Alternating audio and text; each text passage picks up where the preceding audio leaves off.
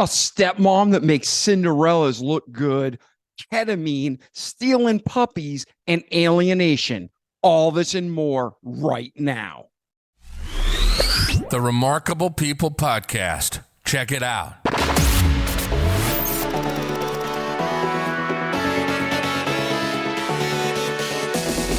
The Remarkable People Podcast. Listen, do, repeat. For life.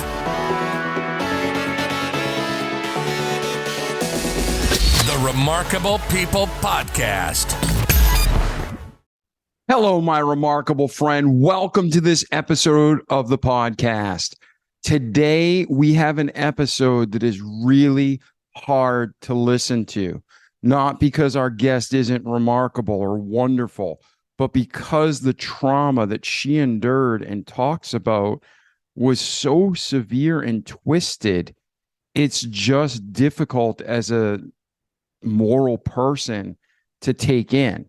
So the explicit warning today is for content, and it's for some of the comments I make, not the guest. We are going to talk about how this individual was groomed by her step-parent to believe horrible things about her mother that weren't true, herself, and as you'll see, all sorts of nasty, disgusting circumstances. She's going to talk to us today about how there's hope that when you go through this, it's not the end and that you can recover. So today's guest is going to take us through her journey, and she's going to show us how, even though this was traumatic and even though this is off the charts crazy, what happened to her in so many ways. You can overcome childhood molestation. You can overcome alienation. You can overcome adultery in your marriage. You can overcome having people steal from you. There's all sorts of knowledge, and at the same time, it's a riveting story. So get your pens and paper, get your favorite cup of coffee or a cigar, and check out this episode of the podcast now, the Lisa Goodpaster story. Hey, Lisa, how are you today? I'm great. How are you? Man, I am fantastic. And I was just telling our listeners a little bit about you and what to expect in this episode. But before we get started with your journey, if you were to talk to the listeners, and you're going to guarantee them that obviously they're going to get gold all along the way through your life story and things that they can not only be entertained with, but they can apply to their lives and better themselves. But if they were to walk away with one message, that if they listen to this entire episode, what is that message going to be that you guarantee they're going to get? You are not what happened to you. You are not your traumas. You are not the dark things that come into our life and kind of mess with our mind and our body. That every single human that suffers, there is a way through so that you can live a more fulfilling whole life. All right, amen. So then let's do this. Now, as a listener, you know a huge life lesson that most of us need, right? Mm-hmm. Lisa's going to take us through her life from her birth, her upbringing, the good, the bad, the ugly, everything in between. We'll go through her teen, her adolescence, her adulthood to today. And then at the end of the episode, we'll not just hear her story where she's been, but we'll transition to where is she today and where's she going. So now we can get behind her and connect and continue the conversation. So Lisa, let's talk about your origin story. Where were you born? Brothers, sisters, mom, dads, aunts, uncles? Where were you at? And what was life like? I was born in Silicon Valley, San Jose, California. And both my parents legally immigrated here from two different countries. And they met, had me, got divorced. And my mom is Latina. My dad is from Central America. So big family. And I was a latchkey kid. I thought my parents just had a bad divorce. And I was one of those kids who just thought my parents divorced. And it was a lot worse than divorce. And what happened to me is happening to millions of kids right now. So, and then when you say that, were there any brothers or sisters? You were an only child. And so I'm the only child between my mom and dad, but I do have a brother with my mom and my stepdad, and I have two siblings as well with my dad and stepmom. But they're half technically, but they're like whole to me. So yeah, I'm the oldest. I'm the oldest. Okay. Of, And then when did your mom and dad get divorced? How old were you at that point? I was 4. Okay. I was 4 years old, and then both my parents got remarried when I was around 7. Okay. So those fundamental, they say the first day, but no, study after study has shown that the first 5 years is pretty impactful for creating us and our foundation of who we are. That doesn't mean we can't change, but it's super, super. Non-negotiable. Yeah, Yes. I mean, it really helps form how we think and our worldview. So for your Yes. first 4 years, I take it then your mom and dad were probably, arguing, not in a good place. It wasn't a Brady Bunch kind of marriage, right? I don't remember my parents together. I don't have any memories. I have very little pictures. I remember the divorce. I remember the separation, the moving from a house to like an apartment, not seeing my dad regularly. I remember always looking out, where my dad was at, or when you grow up that way, your foundation is like shattered. And this is why it's so important, and we'll get into it later. But yeah, my parents divorced when I was 4. And, like most kids from divorce that are 4, it's very confusing. It's very confusing. And a lot of things go on for kids, especially in this very like sacred time, because that's when your child's body and brain is growing rapidly. Yeah. And then so when this happened, you get divorced and you mentioned being a latchkey kid. And I always associate that with a teenager or an older kid. But at what point were you getting home from school and just going to the house by yourself? Gosh, I would say sixth grade, 7th grade, and that was bad. That was, we can get into that soon, but that was when I went to live with my dad. And that's when all kinds of crazy went on for me as a child. Yeah, I can So, imagine. So yeah, let's just bring us through. So you're okay. You're born, your mom So, and your dad get together. Around 4, like, they divorce. Then you go into an apartment. You're not seeing your dad much. So just bring us through your journey. yeah, so, it's typical. You have, one parent is super strict, the other parent is like Disneyland. You're always kind of caught in between. Lisa has to do this, or no, I want Lisa to have fun. So there was always, my parents both had the same goals, just completely different methods. And so when your parents divorced, like for me, it was like just I wanted to be with my dad. So at about 7, between the ages of 7 and 13, I went to live with my dad. It was only supposed to be for a week.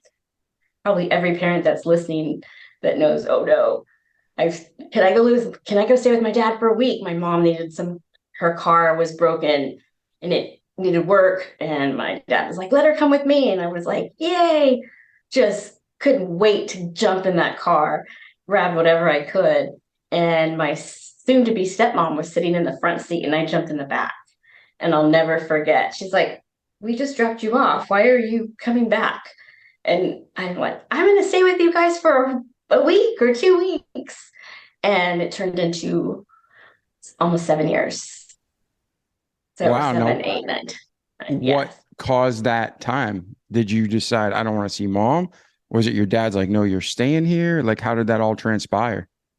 So from, I guess the way I remembered it, it was like I did not want to be around my mom. As soon as I was with my dad, because I was a little kid, I guess my dad didn't have the same type of rules as my mom. And it took like about 2 weeks. I did not want to go back. And the longer I stayed away from my mom, the harder it was for me to actually even want to be around her. And so, for your audience that's listening, I spent more time with my stepmom between the ages of 7 and 13 than I did with either of my parents. Wow. So, Okay. yeah. So, when we talk about co-parenting, and everyone knows how messy it could be when parents don't get along, my stepmom uh, had a was is very ill, and the only way she could accept me was this: she turned me into an evil stepchild. And because I was so close to my dad, I had an insecure attachment. Basically, I felt like I had to protect my dad. So, and my stepmom was very jealous of my relationship with my dad. And instead of, you know, supporting both my parents and like say she should be with her mom because I don't really like kids, she's not my responsibility. She pretended to care because kids don't know. And that's when the brainwashing started to happen, was when I was about 8, 9 years old. And my stepmom wrote a kind of a story that started at my birth. So when you're growing, basically your brain is like brand new, right? So it's like you're building a foundation. So this is why it's so important that kids see both parents. So when I didn't see my mom and all I would hear was the bad things that my mom was doing or complaining, it started to sink in my head that I had a bad mom. And really, what happened was my stepmom wrote my entire life story to suit her needs. So, for example, like my mom, apparently, when I was born, my mom lost a lot of blood and needed a blood transfusion. That was normal back in those days. Well, my stepmom wrote, Lisa was so evil, she almost killed her mom coming out of her, body. Like, my mom gave birth to an evil baby. Mm. So she it disintegrated any aspect of a loving mother and daughter relationship. So between 7 and 13, there was a lot of bad things that happened. It wasn't just divorce. There was molestation. It was hell. Now, Looking back now, molestation from your father, from your stepmom, from neighbors. three different men, three different men. One was a cousin that was from New Orleans on my dad's side. Another was my dad's friend from work. And the other one was my stepmom's father. Man, All in front, not in front of, well, there were times when one of them, my, I guess he would be my step grandfather, would get really touchy feely and drunk. And one time my stepmom said, I don't like the way my dad's looking at you when he's drinking. Stay away from him. Not telling my mom, not telling my dad, here's me. Now I don't see my mom. My dad's always working. I'm with a woman who's 10 years younger than my dad. So, which is only like, if I'm 7, I mean, she was 26. So 26, 27, 28. She was doing whatever she wanted to do to make sure that I was scared. I felt that I had a bad perception of myself and my parents. It's really, this is when people read what I had to read, and other psychologists have said, it was like she wanted to turn me into a psychopath. So when I say psychopaths, things psychopaths do is, one, they have a fascination with fire, right? They like to mutilate animals. They kill. They have they're off. We know this. We know that there's psychopaths and sociopaths. Well, she definitely fits the mold, because when people have studied what was rewritten and what I had to read and what changed my perception of my mom, it was very clear. Everything that she wrote about me, like trying to burn my brother and sister alive. I kill my mom in this story, in her narrative, and my stepdad. It's disgusting. It's pure evil, pure evil. And the fact that I grew up to prove it is pretty crazy. But when you're with someone for so long and you're entrusted, your parents leave you with this person, you don't know any different. You know it's wrong. And when they tell you, if you say something, you're going to get in trouble. So going back to the molestations, those all three men that violated me all died pretty significant deaths before I turned 15, including her. Good. I hate to say that. People be forgiving, like, screw you. Listen, if they do bad things, that's good for them. They deserved it. Then they got to face eternity with God or without God. So pedophiles, rapists, people who do vile things like that. I mean, God loves them, but if they're on this earth, the rate of actual, rehabilitation is like almost nothing. And even if you forgive them, the people I've met that actually, I believe, did have a change of heart, they said, I belong in here. I don't belong outside of this prison because I could change and I'm going to ruin another child. So it's like, anyways, going back, I'm truly sorry you had all that happen, Lisa. And now when you use the term, she wrote this, did she you're not saying she physically wrote a script, but there was a script she was playing in your head. She typed it out, wrote it. She physically? Oh yeah, it's in my book, and we'll talk about it later. But yeah, I even have it here. Yeah, it is. There's notes all over it, and it is. I don't even know how many times I read it, but I do know that on one of the back of the pages, I wrote "Hi." Did she make you read it, or is this saying when you got older you decided to read it? She left it out where I could find it, and she said things that were directly from it.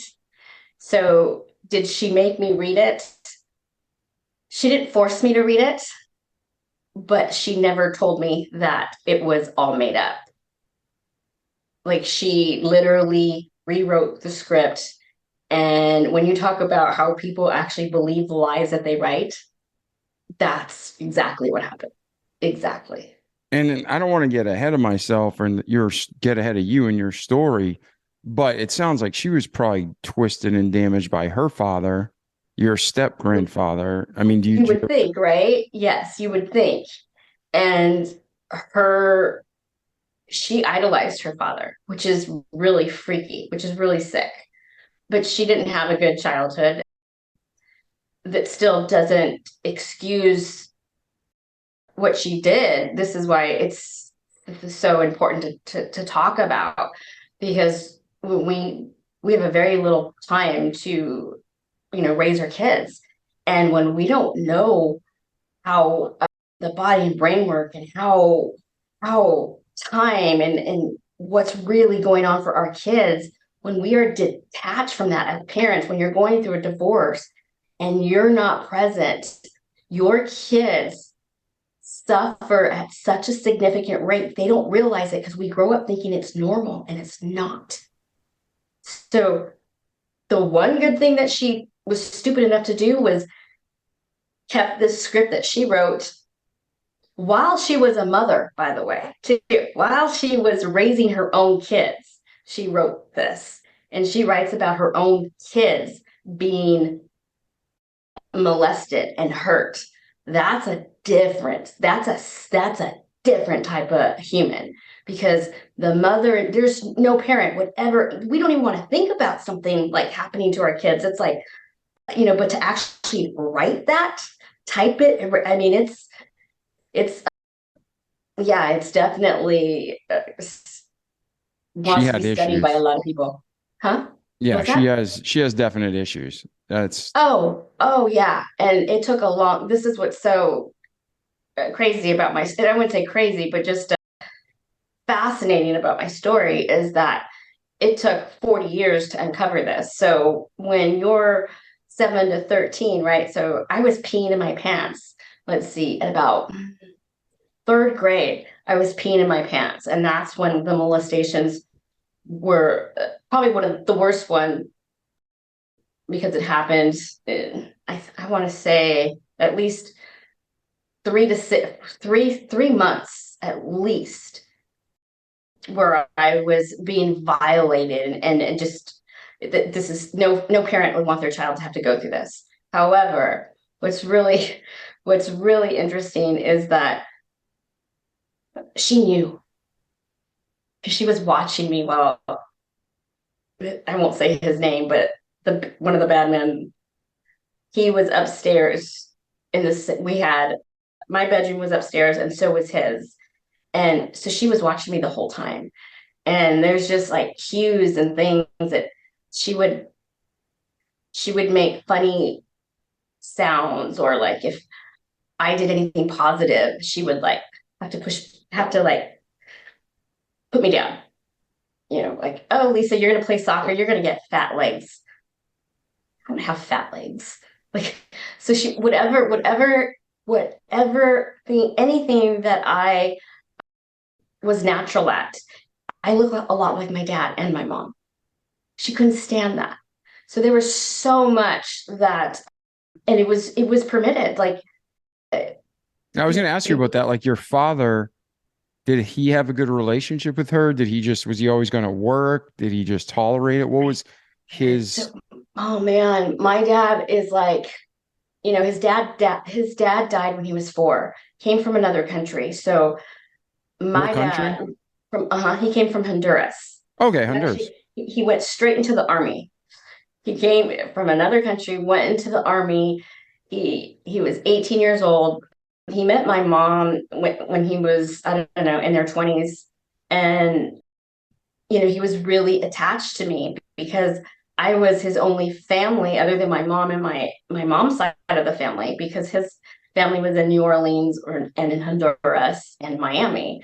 So when my dad went through the divorce, it was really traumatic for him. I mean, that's all he talked about. Like, he would call me in the morning, at night. I mean, he wanted to know, I love you. I am here for you no matter what. But that would kind of get my mom fired up because every time she was trying to like get me to do homework, my dad would call. And so it was like a lot of like co-parenting, like just mishaps, or I'm sure this happens. So when my stepmom got into the picture, my stepmom was very, very critical. So, and this is what parents do, or their significant others do. And my dad would just let my stepmom talk. And he really wouldn't say anything, but I could tell he would like put his head down, or he would just like ignore her. And I would look at my dad like, aren't you going to say something? You're a little kid, you're watching this. And so, I think my dad was trying to protect me. Like, he didn't want to have arguments in front of her. But I guess he's one of those dads that put his head in the sand, because when you have other kids with, he had other kids with her, and now you have 2 little kids that are depending on him. So then what happens to the older one, the one that came from divorce? We become the scapegoat, the latch, the black sheep, apparently. And so I always just felt bad for my dad. I felt sorry for him. My dad would tell me, like, our only time we had alone was the 20 minutes he took me to drive me to and from school. It was the only time I really had time alone with them. Like, she controlled everything. And you see it even nowadays too. It's like men can't really, they don't know how to protect their kids. Like, what do you do? So when you see this growing up and you're around so much dysfunction, and you see adults just fail and not protect you every corner. It is terrible. And this is what every parent, and this is what happened to me, is kids from divorce, we don't realize because we've normalized divorce. Kids from divorce that are not with their parents and that go through trauma, whether it's molestation, bullying, what the definition of trauma is anything that overwhelms the mind, right? So there's a lot of things that go on for a little kid between 7 and 13.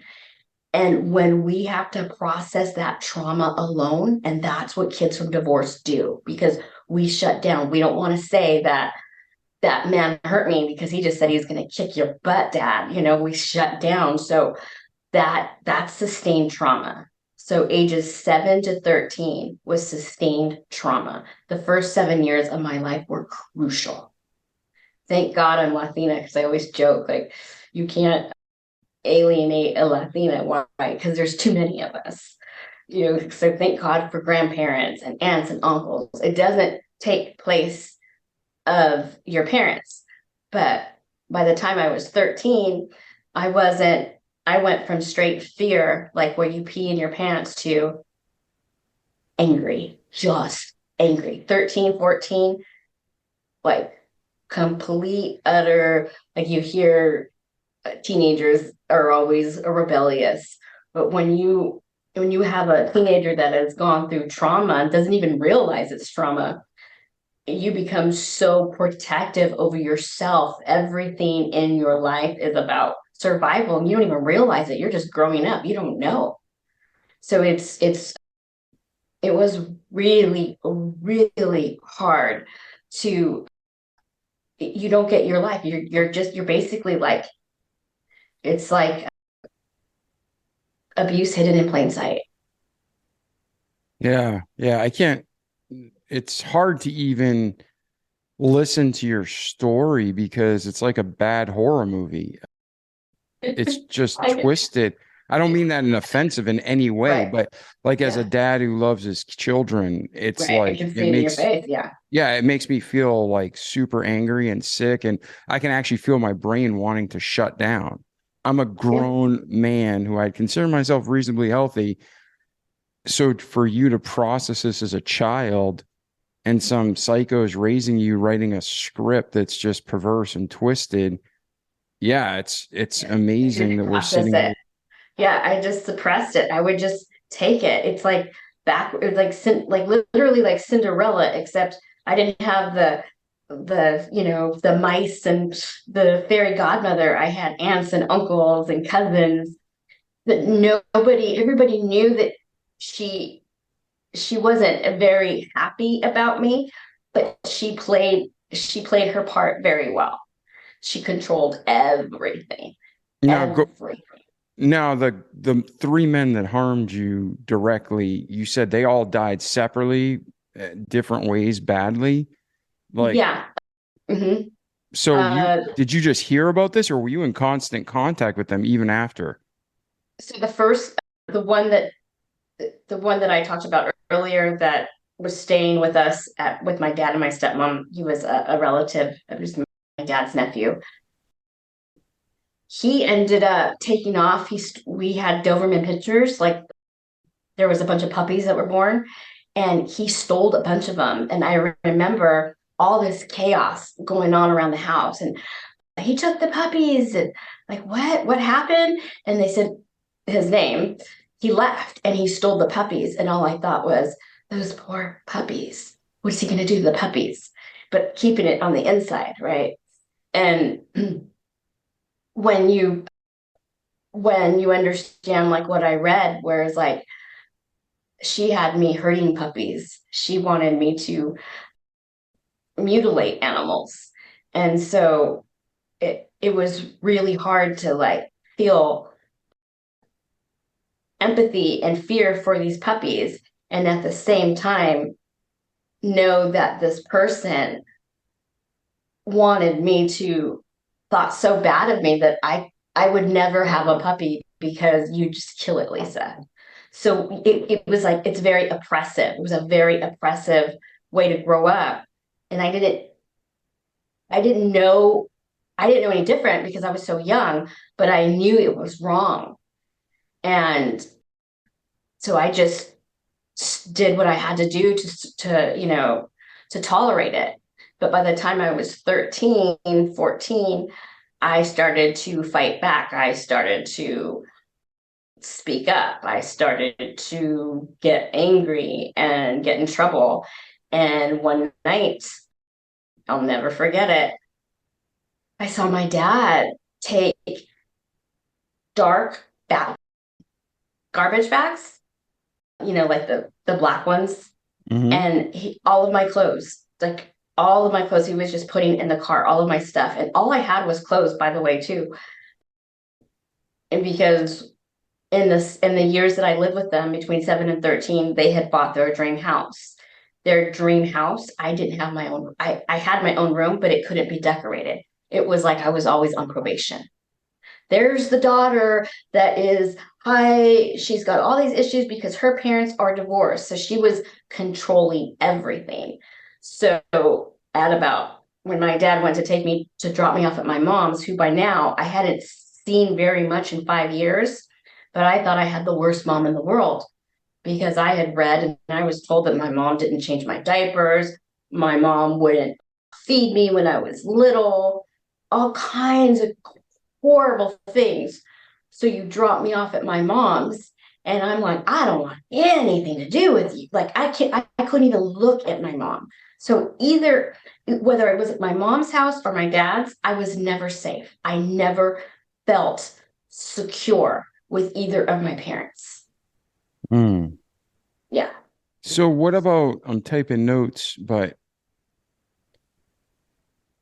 when all this is going on, at what age, and this is not important, but circle back to the guy who raped you and stole the puppies. How did he die? So he ended up getting hit by a car. He first he was in a wheelchair. Then he got into drugs and he died. Okay. So it couldn't happen to a nicer guy. And you said the other two also died by the time you were 15? Yeah, and then the second guy to violate me was in the swimming pool at my dad's house. And it was so awkward and uncomfortable because, you're just like, I think I had to be like 11. Your body, you're just a little kid. And I remember him touching me in the water. It was really funny. Not funny, it was horrible. It was freaky. And there were people everywhere, like, just adults everywhere. And this man has me in the hot tub, because there's a pool and a hot tub. And I kept jumping in jumping in from the pool to the hot tub, get hot, then it would get cold. And he somehow got a hold of me and was doing things to me under the water. And when he said, if you say anything, I will kick your dad's ass. And you got to realize, like, the way that I grew up, it was like my dad was the only person that loved me. My mom didn't. That's what my stepmom had me believe. So, of course, I didn't say anything. So that guy, this is sick. He had a son who actually drowned in the pool, like within a year later. And then he died of some massive heart attack. Something bad happened. And then by the time I was 15, this is so bizarre, but my dad at the time was having surgery. He had some prostate thing that was not cancerous, but he still had to be hospitalized. And I remember just being super scared, like so scared. I'm upstairs alone. My dad's in the hospital. I don't know if my dad's gonna live because you're a kid, so it's very scary. And I remember going to the hospital with my stepmom, hearing the doctors, and I'm just like, want to know, is my dad going to live? Is he okay? And we saw my dad, and then I went with my stepmom to pick up my brother and sister at her mom's. And I saw a bunch of people there, and they were kind of talking in Spanish. And I'll never forget this. And I go, what happened? And she turned and she looked at me like this, like quick. I go, what happened? And she goes, my dad died. And I laughed. I busted out and laughed like you're almost in a comedy, like laughed. And I couldn't believe I laughed. And I like ran to the bushes because I had step cousins that I'm really close to. And I that was their grandpa. And I was like, it was just so bizarre that I laughed. And I found out later in life that was relief. Oh yeah, That was absolutely. relief. But I didn't know that as a right. So then you're feeling bad. You go bad enough. You end up going. You go to Catholic school the first 6 years of school, and and then you know that your dad was saved because your stepmom said, "My dad died so that your dad could live." And I'm like, but Yeah. he got decapitated, and my stepmom did not tell my dad because he was in the hospital. But I remember not like, where was my mom? This was so much the mother in me because my son's 30 now, but I got to tell you, that was like, I'll never forget that. It was like I tugged on her like arm or something, like, what happened? And then everybody was crying, and I was just like, I was glad because I knew he was going to get my sister. And she was just a little girl. She was only like not even 3. Yeah, and what you had to endure was just terrible. And how it was set up and orchestrated was horrible. But then there's also this, hey, 3 scumbags, you reap what you sow. They all got what they deserved. But I know there's people listening now who've also been molested and raped or had these horrible things happen, and their molesters are still living large and alive. The Jeffrey Epsteins, and the Joe Bidens and all these people who commit horrible crimes, and they just seem to get away with it. So, I don't want to be insensitive to those people, but at the end, God will always take care of his children, and the people who committed these atrocities will be judged, and they will not get away with it. But I thank you for being so honest and transparent and brave. And it's hard to talk about this. So thank you, Lisa.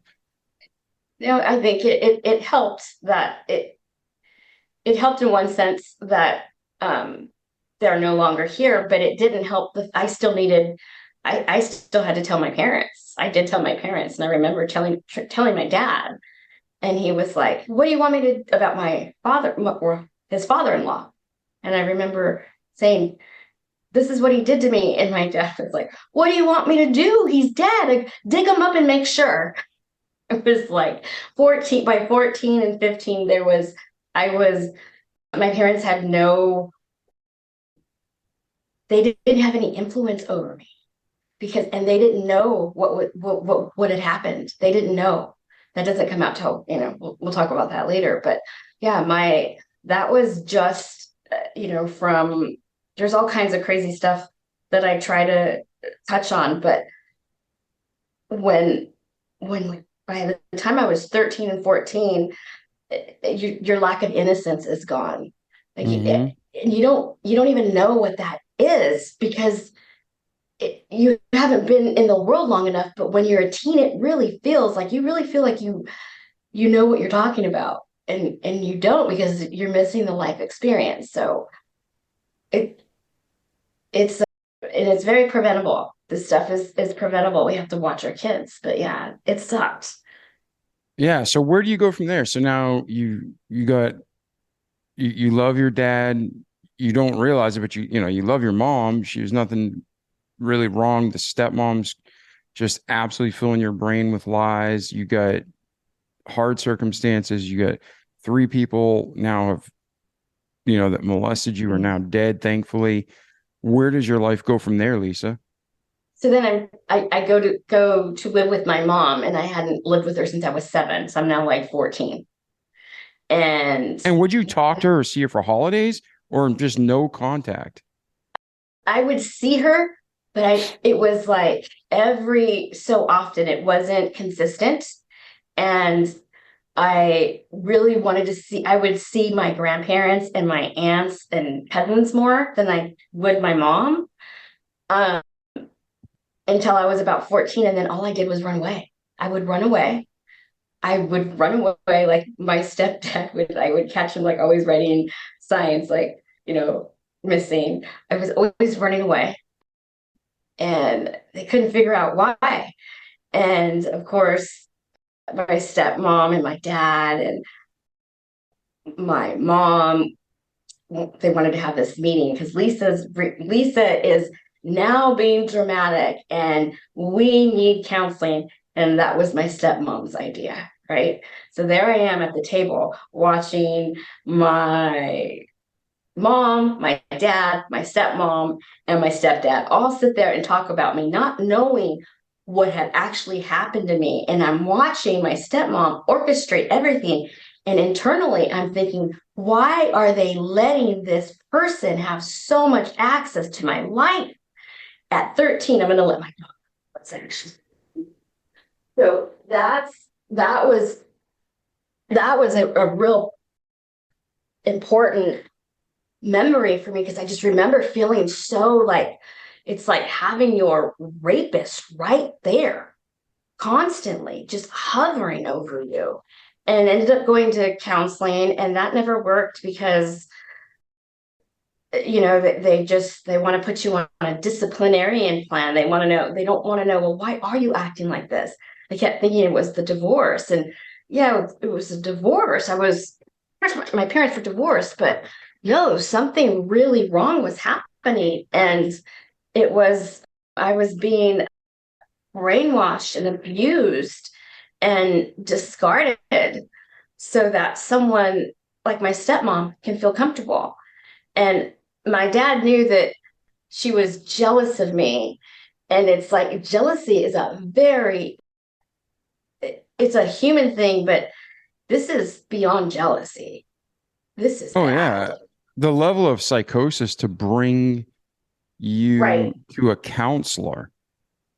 I mean, Yeah. she must have been a maniacal, like, I don't want to say maniacal genius, but she was diabolical and maniacal and absolute a strategist to be able to say, oh, I'm smarter than all these people and I'm going to lead them and be the puppet master and I'm going to BS this, counselor. So they think that Lisa's the problem and it's not me. I mean, that's just pure ass evil. Right. And a lot of it, I mean, I'll share more as we get towards like, how this all unfolds. Yeah. But Keep so going. Keep going. yeah, so so then you're 15, by 16, that's when I had the insight to surround myself with really good friends, and most of my friends' families were intact, or they had parents that seemed to care at least more than, what I had at home. And I met my son's dad in high school, and I kind of just became his girlfriend and just hid all the stuff that I couldn't explain and that I hated. I just pushed down because that's what we do when what we suppress to survive. So it's like when you're going through it as a kid, you're enduring it, right? You're enduring it. You don't know any different because you didn't like take a class like this isn't supposed to happen to you, and if this does, this is what you should do. This was so bad. I figured my dad was the only person that really loved me, and my mom doesn't, so I have to rebel, and I didn't want to be like any of my parents. And so I couch surfed. I stayed at friends' house during the school week. By the time I was 16, by the time I was 17, I had my own car. And so I kind of just flip-flopped like everywhere. And I never wanted to be around my mom or my dad. And I just survived. I just did whatever I had to do. I didn't do drugs. I didn't want to give my stepmom any more of my life, even though I couldn't explain it. I had to pretend that I liked her. Like it's called Stockholm syndrome.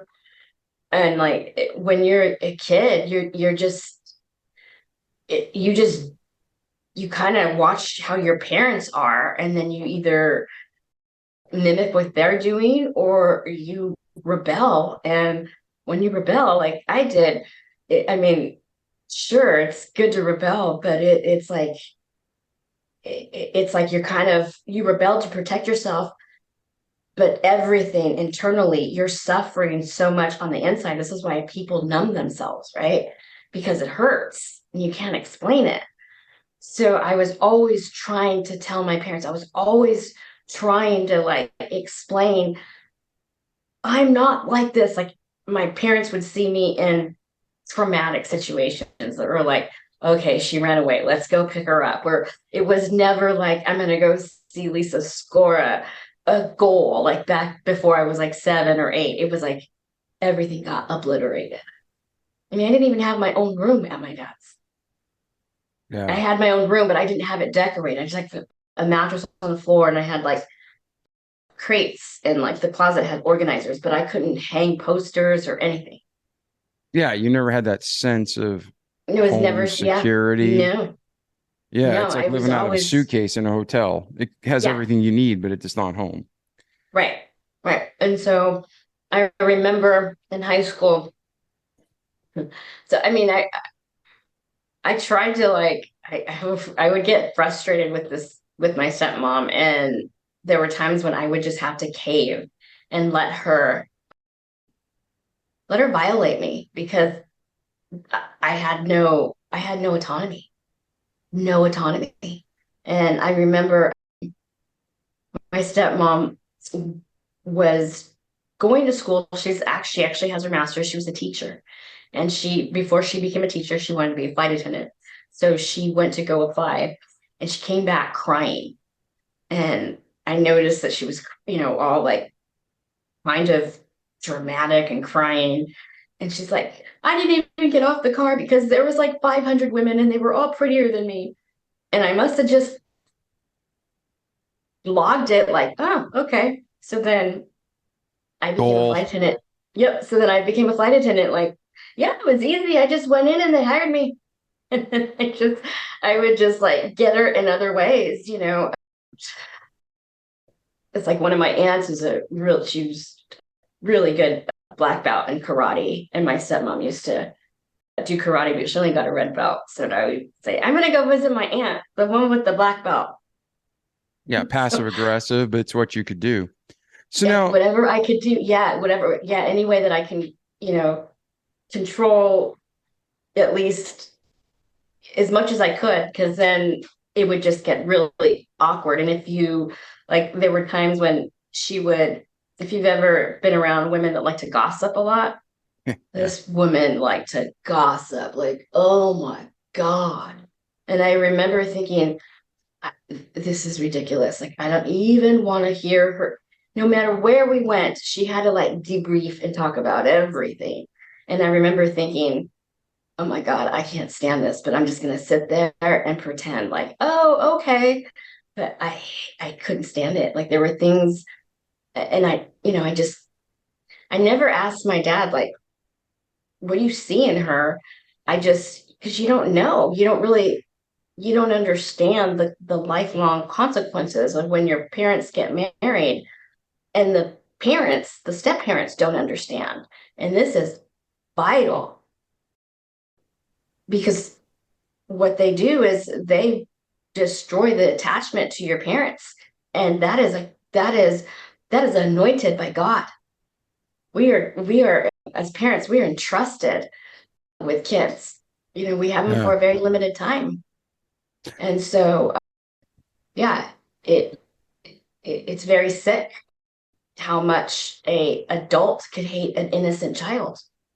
Yeah. And going back to that, like you can't just compartmentalize psychosis. So there's no way I can imagine her kids grew up, they were raised normal or grew up normal. So what was your They half? grew up under the same narrative I did. Lisa was bad. Her parents divorced. Her mom was bad. Um, she was they would tell you she's a very good mom. And I suppose because that's their mom, no matter what, we love our parents, but they're parents now. And But did she groom and control them also?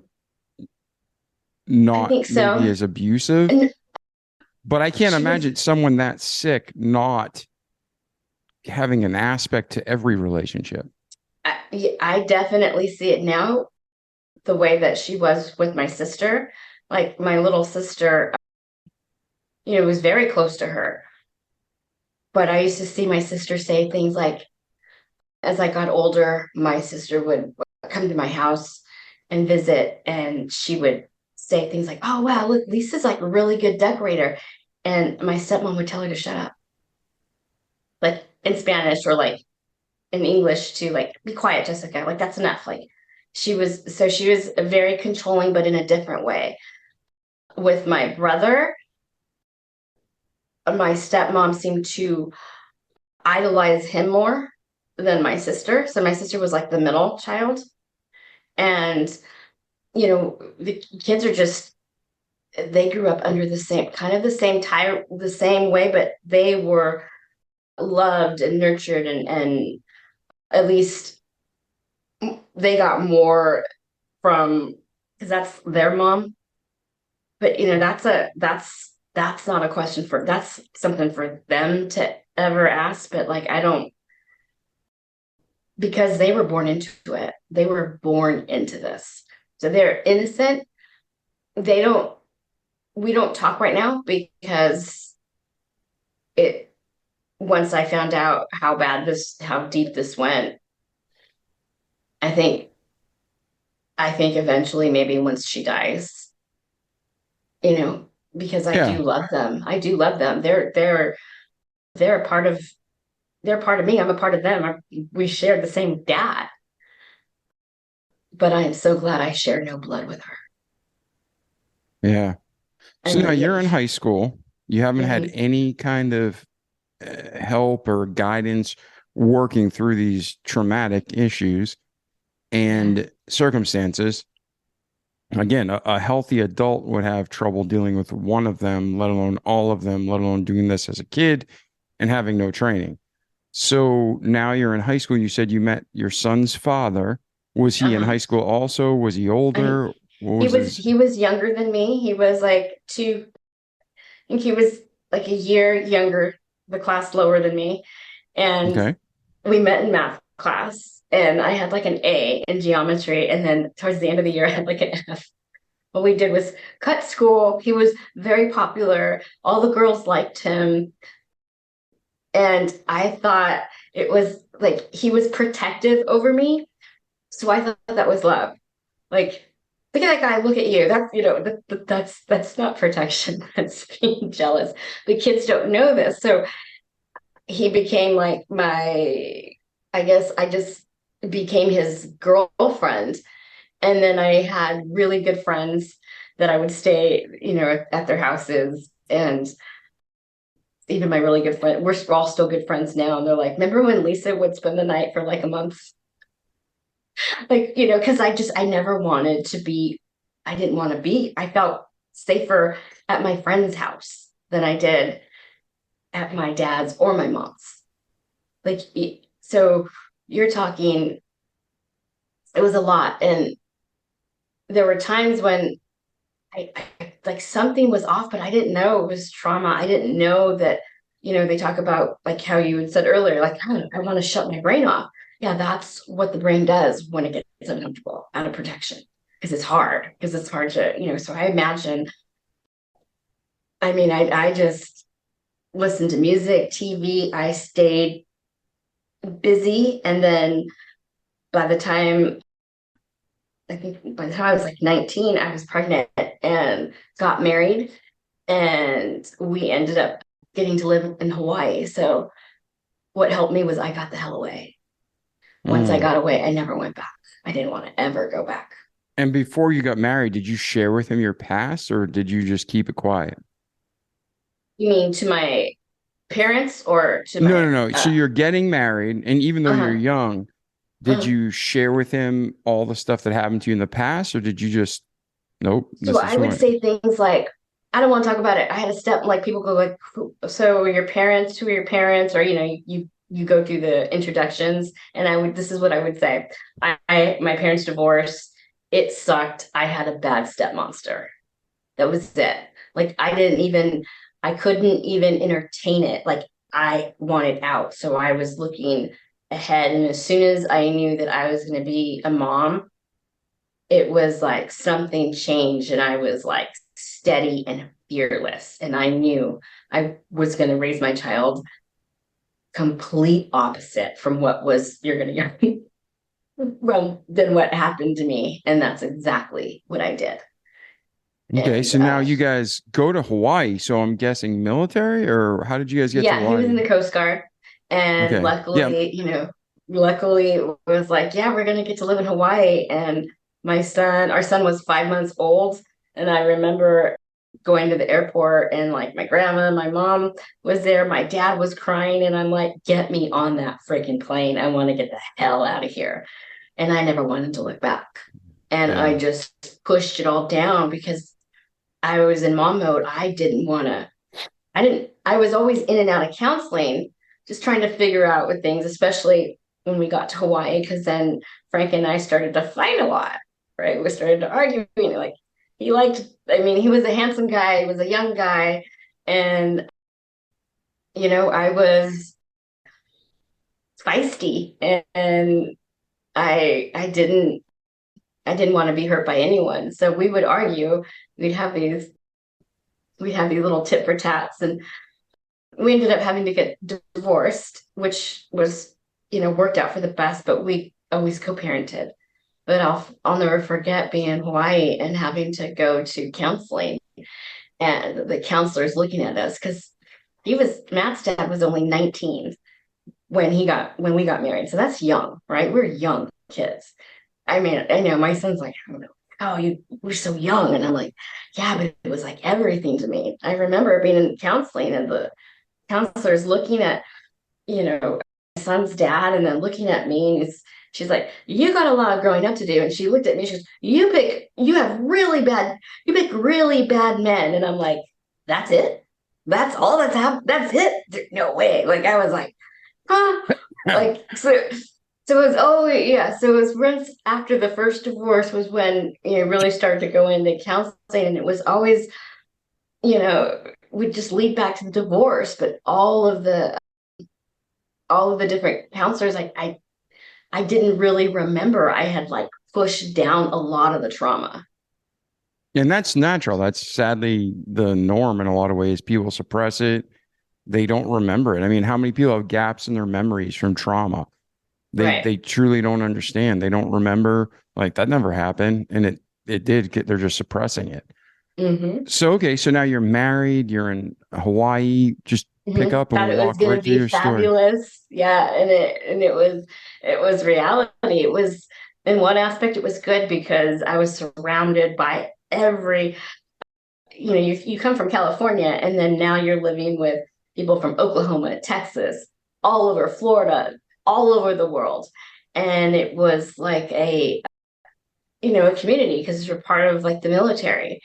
And it was there were some very sweet, tender times, and then there were moments where we were so young and so immature, and we would have ended up just hurting each other, and it would have been horrible for my son. So we divorced when he was 4, which was the same age as I was when I was a kid. But Mhm. there was no way I was gonna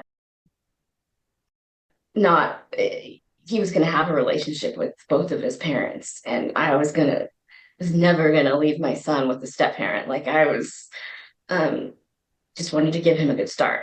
Yeah. That was all I ever wanted. Like that was it. Like I didn't even, usually, I mean, yeah, I became a flight attendant, but I mean, I just wanted to give him a good start.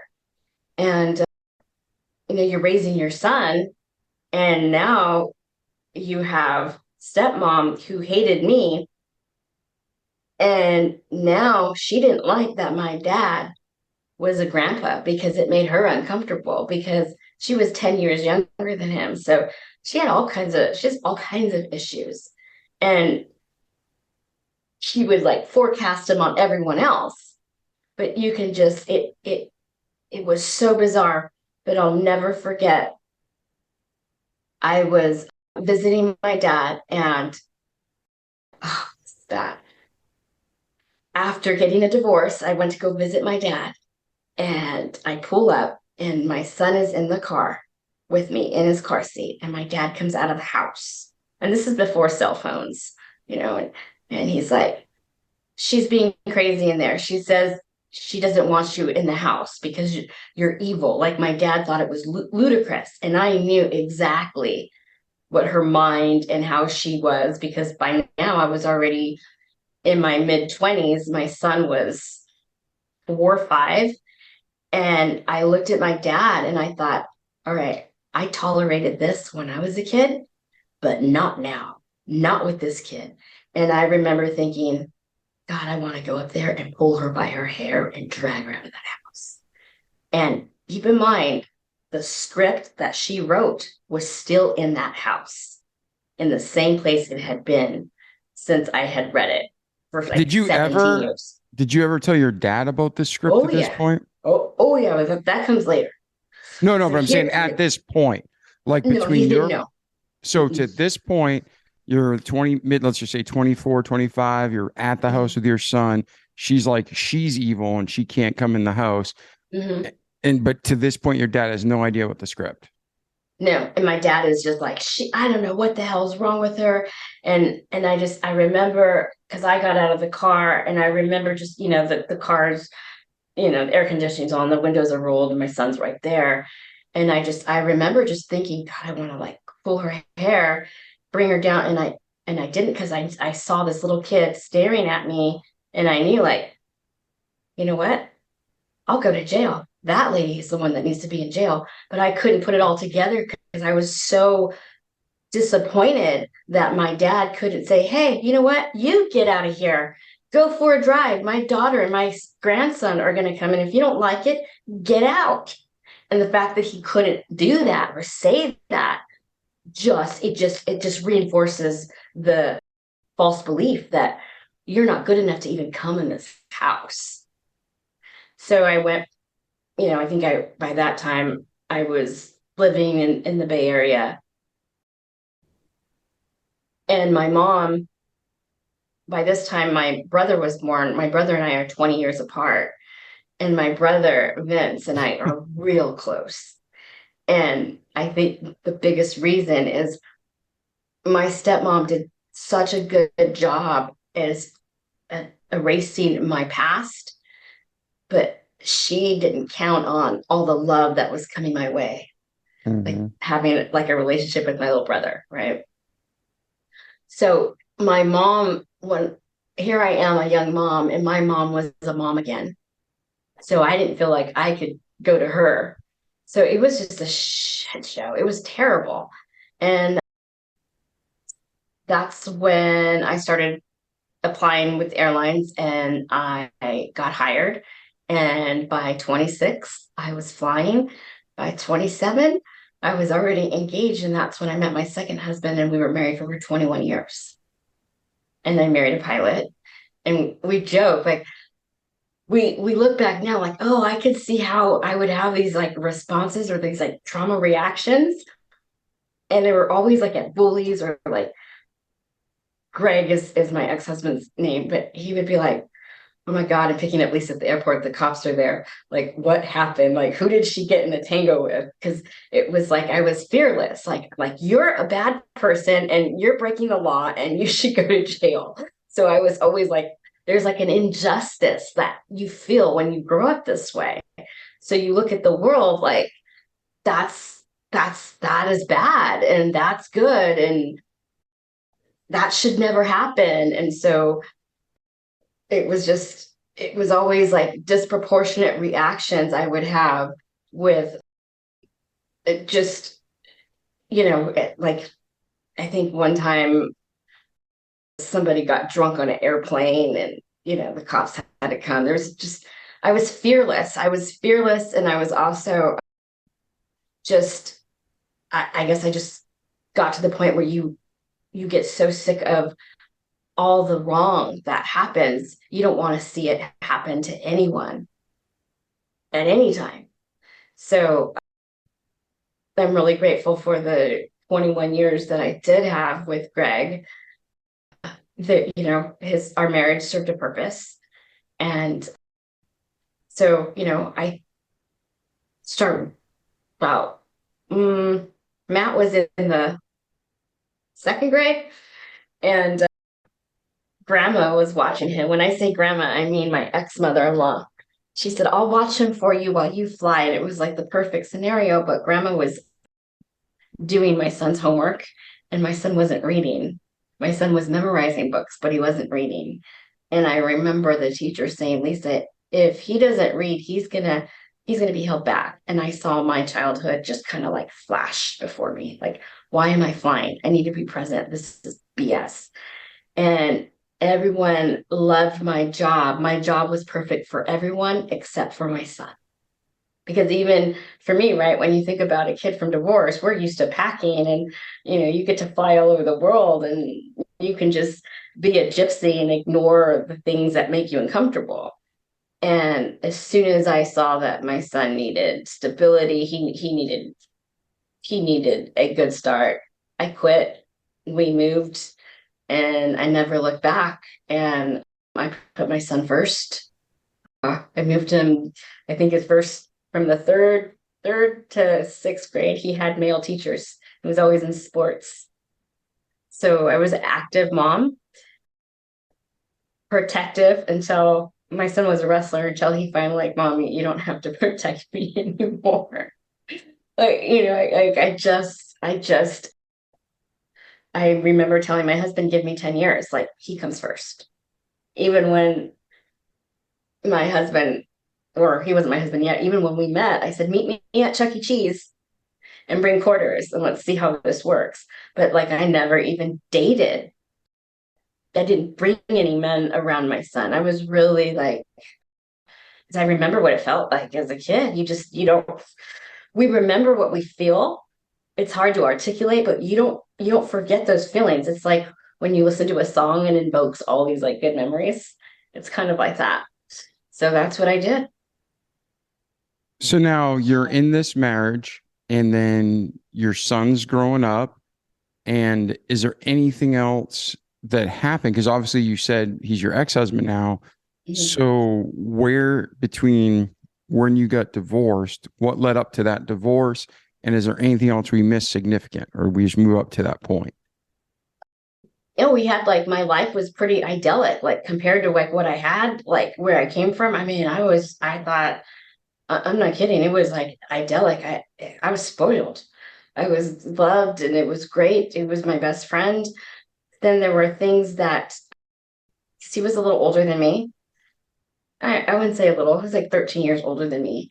And there were things that I noticed.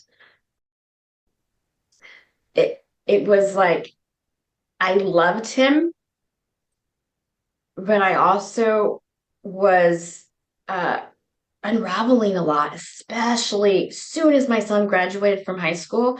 It was like my body and brain went boom. Like, now what? Like, it was like I had been on high octane from the time I was like 7. I mean, probably even before then, right? I was just like on high octane. And then I had a good like 15, 17 years of just like pretty much idyllic. I mean, I had like some, you know, cycling accidents, just life, just regular life hits, nothing too traumatic. And then, well, we became empty nesters. And I remember just feeling really lost, like I thought it was just like late postpartum depression that you get because you know my son was now out of the house. He was 18. Like, what do I do? I'm so young. And before you go on, when you say empty nesters, did your son and your second husband connect well? Were they amicable or were they like distant? No, Greg was a really good stepdad in the sense that he was very respectful to Matt's dad. There was one time, and I will never forget this if your audience is listening, maybe your girlfriend or spouse. There was one time, and this is funny. I we wanted to get our first dog, and I wanted a dog. Like, I guess I didn't have much patience. And he's like, Lise, there's no dogs yet. Like, I get you a Chihuahua, but we want a lap. Fine. And I was like throwing a fit. Like, I was acting like a brat. I'm not kidding. And my son was like behind me. And I'm not kidding. This was like so weird. It was like so weird, and like the sense of, wow, I've never heard that before. I was being a brat, a spoiled brat. No, I want a dog now. Oh, like I was just being ridiculous. Like, and I remember Greg at the time he was looking at me, and then he looks at Matt and he goes, "Hey, Matt, can you go wait in the car for us?" He goes, "Okay." And Matt goes in the car. And this was the only time this ever happened. And he goes, "Don't you ever yell at me in front of Matt ever again." And it was like, and I instantly had like respect. It was like, was I testing him? Because it kind of felt like I was testing him, like, God, that's kind of manipulative. Why would I test him like that? So little things that I would find myself doing, it would always kind of like, God, why would I do that? Like, that hit me at such a significant level. I can't even tell you. I don't know if it's probably because the way my dad was a dad, he didn't say anything, he just put his head in the sand. But Greg was like, and that was it. Like, I never, ever acted like that ever again, because it was like kind of checked me. And that was a good thing. So that was like probably one of the first signs that, like, wow. So Greg would know, he was really good. He was like, and he was gone a lot too. So it was good in the sense it was good for my son and I because we had our own time together. And then, then it was good when my son was gone, and then, Greg and I would have our time. But it was always, Matt was always a priority, always. And I'm grateful that he never, I mean, I'm not kidding. Like, when you have teenagers, like they crash cars, stuff happens. Mm-hmm. And like, God, like they even, Matt and and Greg both got sued because it's just insurance of an accident. My son didn't do anything wrong. It's just what people want to do. They like to sue. And he didn't complain. He never got stressed out, like, and said, Matt was being irresponsible. He was like calm and steady for a long time. And then he took a nosedive, like literally. Like, what happened was, well, I started to unravel. So now we're in let's see, Matt is in college, and I started to get really sick. In 2008, I was it was road racing, right? The skinny bikes with the flips. And I was Mm-hmm. road racing, and I was going down a hill at 36 miles an hour, and my tire came off the rim, and there was nothing I can do. They train you to fall, but not going downhill. And you lose all like it's like the steering wheel completely just is so movable. You're like, what is going on? It's like, what do I do? Do I clip in? Do I clip out? Do I clip in? And I flipped out and I flew, and I hit the pavement. I hit like this. Anyways, I ended up shattering my clavicle, massive concussion, broke my neck. Didn't know that I had broken my neck, by the way. It was so bad. The doctors wouldn't touch me for like 2 weeks. The helmet saved my life. And I remember the way that I handled childhood trauma, same way I handled trauma as an adult. I pushed it down. I'm okay. I'm okay. Here I'm at the hospital. I'm just I'm on my face. I mean, everywhere. It's bad. It's really bad. And I remember like, I'm fine. I can go home. I want to go home. I had no business going home, but luckily I was young. I had a couple surgeries. And then you fast forward from 2006 to about 2015, 2016, and I start hanging out with my dad and my stepmom and my siblings because I was always kind of in and out of family. I would Mm-hmm. still go visit and see them, but I would like tolerate my stepmom's BS. And there were times when I would, I mean, God, I remember I would break out in hives and rashes. It's 2016. And everyone's like, oh, you just have menopause. Like I'm sweating. And I'm like, no, this isn't right. And I remember looking at my stepmom and going, I don't feel right. Can you help me? Like I did not feel right. And she's like, just breathe. Let's go into the office. Just lay down. Talking to my stepmom, and my body is like breaking out in welts. At this time, my sister gets engaged, so we have a big wedding to prepare. So of course, you do what families do. You go and you hang out and you celebrate weddings. Well, um, I got really sick, even worse, to the point where this wedding that we went to was in Vegas. And when we got to Vegas, I looked at my husband. I'm like, I was 42. Why do I feel 92? Like my body was just shutting down. Mm-hmm. Went to the doctor when I got home. Greg's like, take an x-ray of her neck. Not only did I have x-rays, but I had like, it's called livedo, right? All this spotting all up my legs. It was bad. They're like, Lisa, they took a neck x-ray, and they're like, Lisa, your neck looks like it was broken twice. But we don't want you to do anything. You're going to need surgery right away. What? Yeah, you broke your neck. It's bad. So, because I was dropping things, I couldn't even hold this. Like, it would just drop. Like, this is like, what is going on? Thought I had rheumatoid arthritis. 2 days later, my husband went to clean the shed. And lo and behold, he found the script. Remember the script that I read when I was little? Mm-hmm. Well, what happened was in 2008, after I had my accident, I had remembered that I had been molested. I had remembered I kept saying, Dad. I called my dad crying. I'm like, Dad.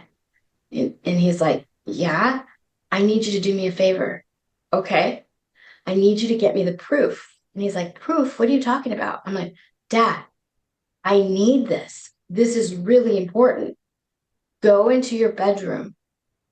It's like been 17 years. Go into your bedroom, look underneath your wife's nightstand, and bring it to me. If it's a book, and it'll have my name on it. And he did. He brought it to me. And it's a book. It was what she had typed 58 pages. And I remember I took it to my Christian counselor at the time. He read it and he said, Lisa, this is evil. Throw it away.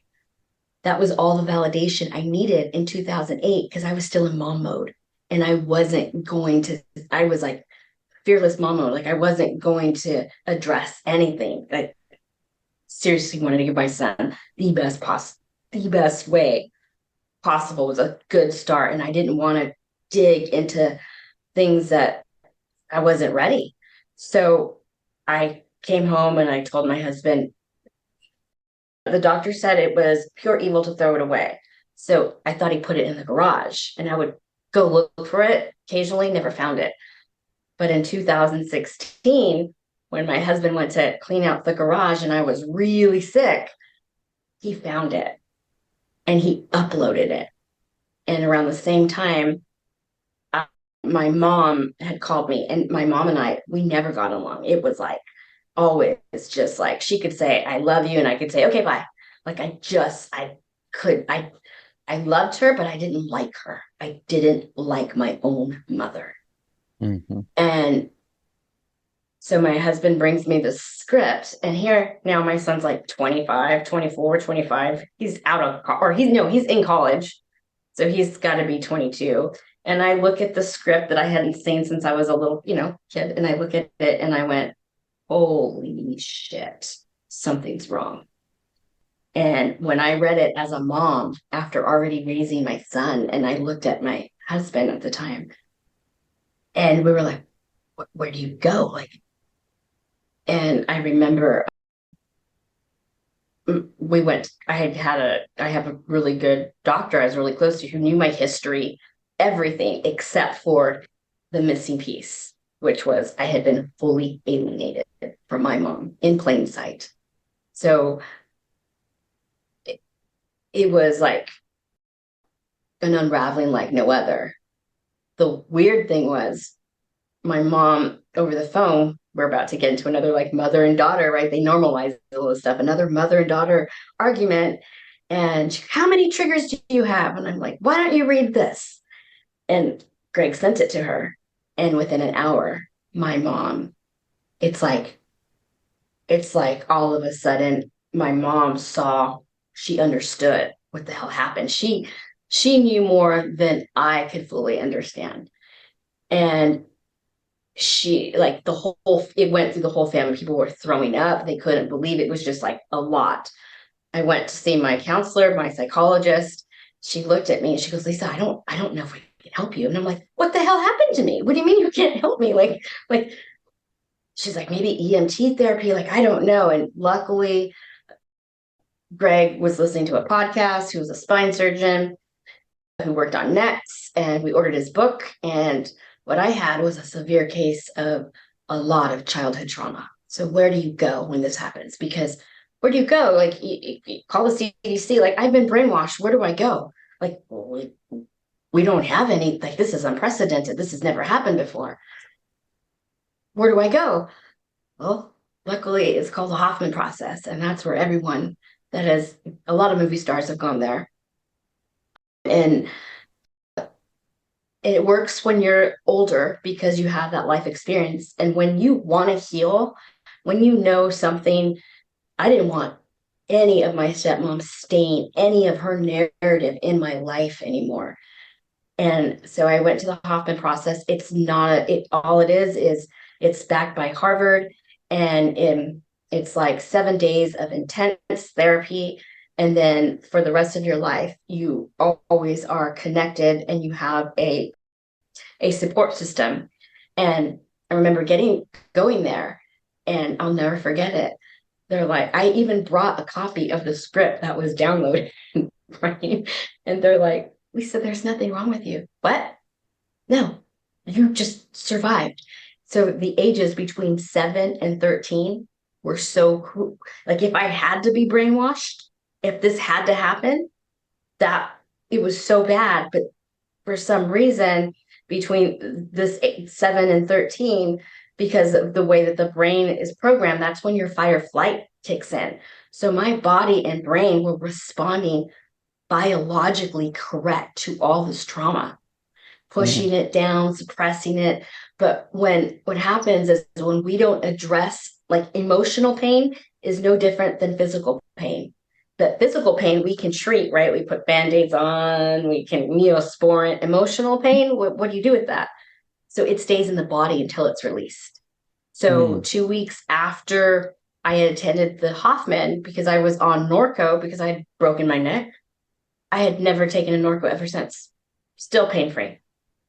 Now, what did they actually, I have one question before we go on to this. So the question is going to be, what did they teach you in practical steps? So if our listeners are like, okay, what do I do? Where do I at least start? The question is me, what did they teach you to start releasing this so you can get rid of the emotional, mental, spiritual, and then ultimately physical pain? Like a total cleanse, right? Yeah.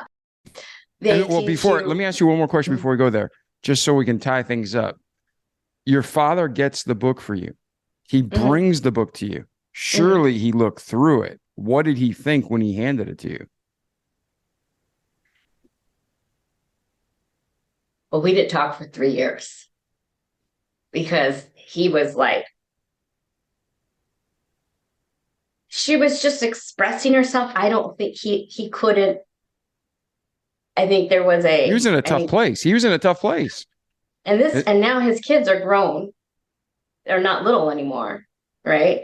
And yeah, this was yeah, even no, even everybody had missed it. Even the psychologists that read it missed the signs. Nobody knew. Thank God my husband didn't throw it away. So Yeah, and just if anybody's listening, that is shit advice from that counselor to throw it away. I've had counselors tell me stuff like that too. You don't want to be sitting there reading things, obsessing and dwelling in the past. right. But notes you took in journals and things you have to work you through that trauma are invaluable tools for you and for others. So to take something like that and toss it, that's just pure ignorance. And you need to get a better counselor, in my opinion, and from what I've seen. And I actually got a master's in counseling just to, because I had things going on in my life and I was trying to figure them out. So I wanted to dig in and I put my money where my mouth is. And I got a master's degree. And every piece of credible literature says you use those as resources and move forward. They're stepping stones. The Bible, 2/3 of the Bible is the Old Testament, gives us the history so we can live in the present for a great future. You know, there's a saying, if you don't know your history, you're bound to repeat it.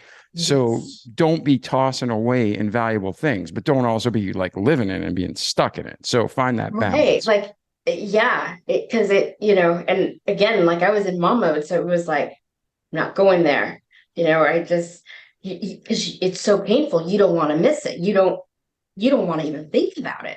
So, So your dad is in a shitty situation. I mean, he's stuck. That's his wife and mother of his 2 kids. And now, but his firstborn daughter, she's like, he loves you both and he's stuck. And so, but then you guys don't talk for 3 years. So now you're God, yes. Oh man, it was like, because it was, no matter how long your parents have been divorced, they will always repeat the same stories over and over again. And the older you get, and then when you become, a parent yourself, and you just like, you see this cycle of like dysfunction, and it's not like they even realize it, or it was so horrible for me, because you have to realize throughout my life, no matter what, I still, like, I was so close to my dad, like nothing, even as horrible as my stepmom was, like my dad was still always there for me. Like he would take me, when I was pregnant, he would take me to my OBGYN, appointments. So my dad was the first person I told I was pregnant. I didn't tell my mom, I told my dad. So this was, for my dad, he was like, why, what did he say? Because once I knew, like, oh, I was totally brainwashed, son of a, just, you go through so many different emotions. I was so angry and just shock and so much of unraveling. And my dad over the phone said, why are you listening to Greg and your mom? And he sounded just like my stepmom. And I remember Greg's like, don't throw your phone. And I'm like, I thought, I am so codependent over my dad. Holy shit. And I like never again, like, because I knew once you know what happened to you, then you can take control over your life. But when you don't know, it's a psychological mind nap. Yeah. So I remember I threw my phone and I broke it. But because I was so mad, and I didn't talk to my dad for 3 years. And it was a podcast that I did in 2022 that my dad listened, and he got it. And my dad came back into my life, and he understood what really had happened, because like he didn't want to believe it. You don't want to believe it. And it's like, no. And he hasn't wavered, and he is proud of me for just never, I never stopped. I mean, I didn't want to think about it as a child and even as a mom, but once I knew, I wanted to do everything I could to get this ugly destruction out of my life. And that's when I went to the Hoffman, and what they teach you there, it's the term is called negative love patterns. So as kids, we are, bound to our parents out of survival. And a lot of times parents aren't perfect. And so we pick up these negative love patterns.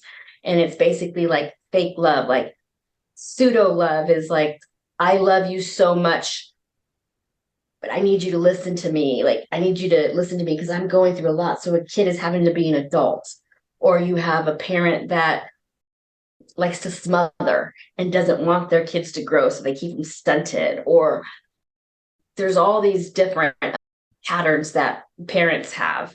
And so when you learn all this, and then you learn about your own patterns, and when you go through a lot of trauma and you like are the first kid in the world to grow up and figure out that holy crap, I was brainwashed and this is what happened. And because it took 40 years, but I was able to release a lot of the patterns that were keeping me hostage in my own mind, in my own heart, my own spirit.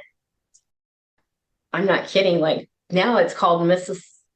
It has to do when you can't hear, like when certain sounds bug you, people like, you'll hear like the scratching on a chalkboard and you're like, oh, right. So I would have I couldn't sit at a dinner table.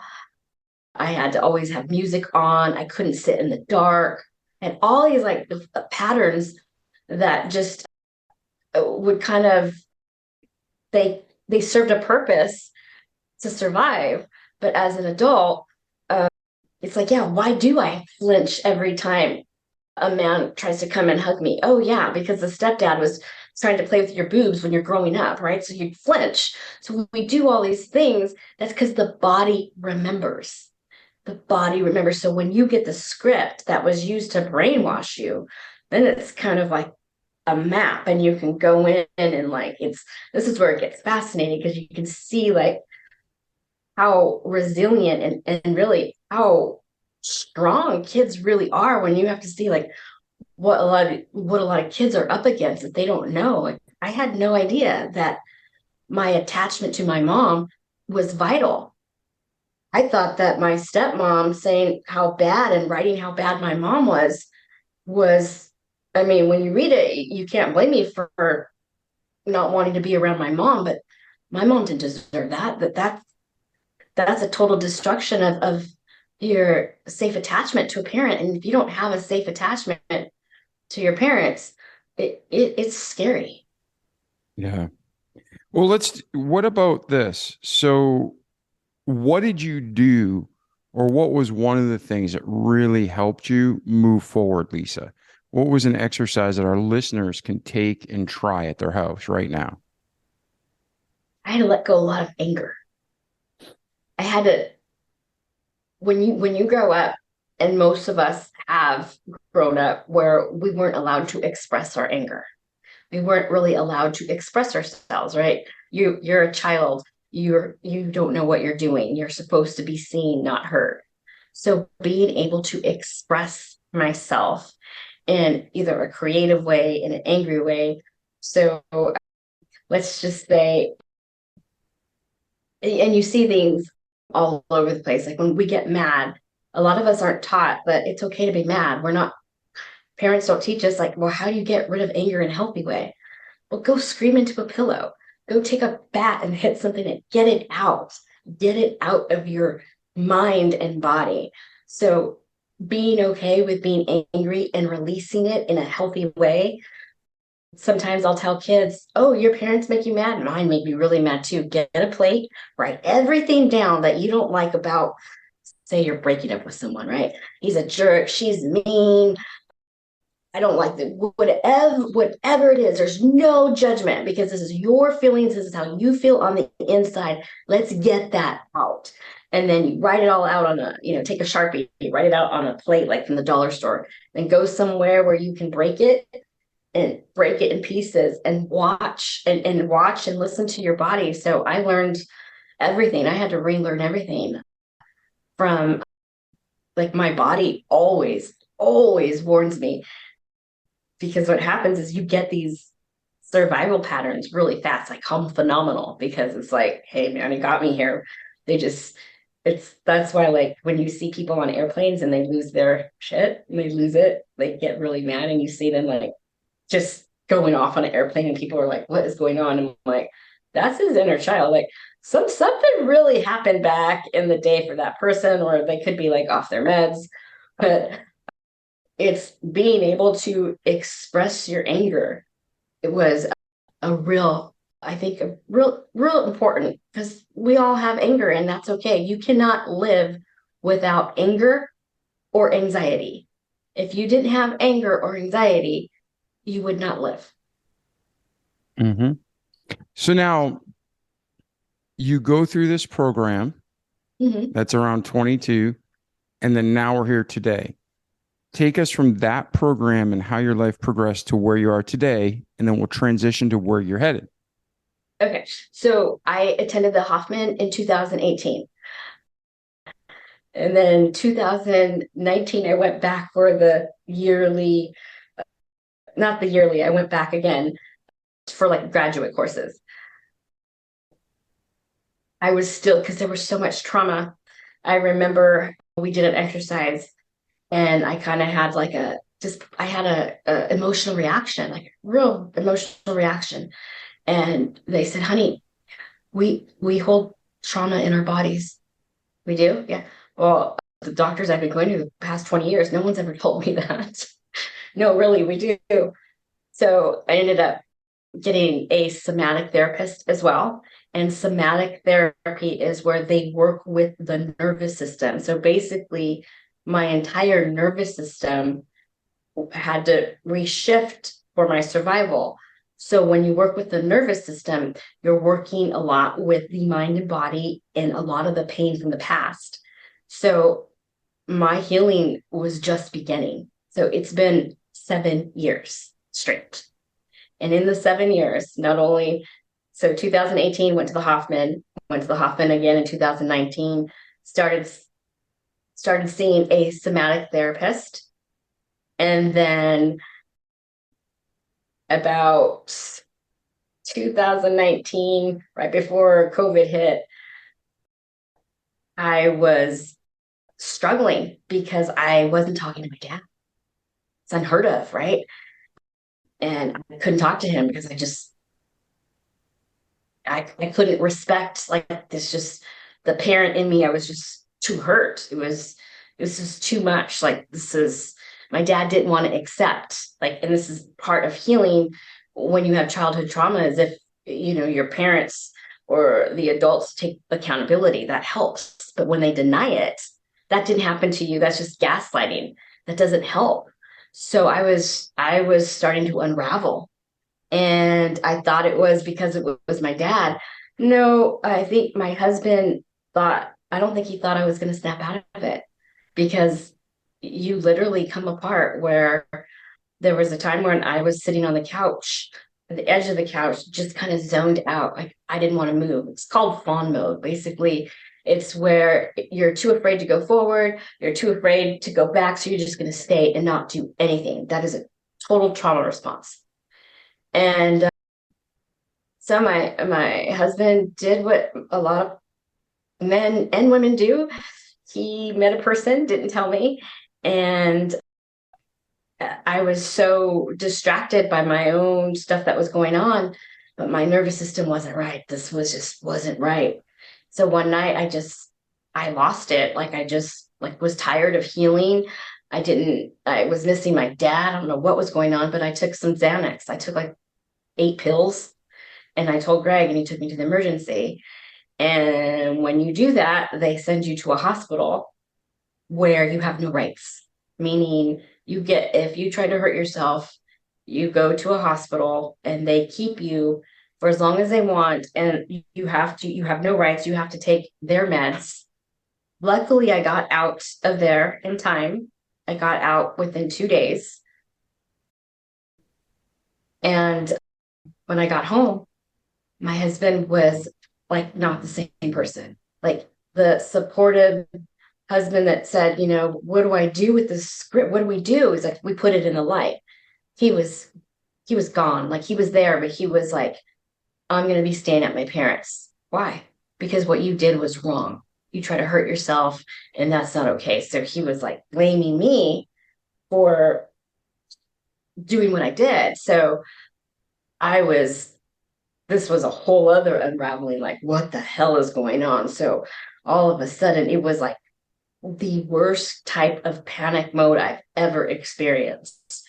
I didn't want to, I didn't want to take responsibility. Like, I didn't want to believe that, like, why is he doing this to me? And I started somatic therapy, and I had this weird feeling. I was in the garage and I just like heard this voice. I swear to God, I heard this voice. It said, Lisa, like, look in the garbage in the garage. It's just paper. Stick your hand in there. I swear to God, I heard that. Just stick your hand in there. It's like, stick my hand in there.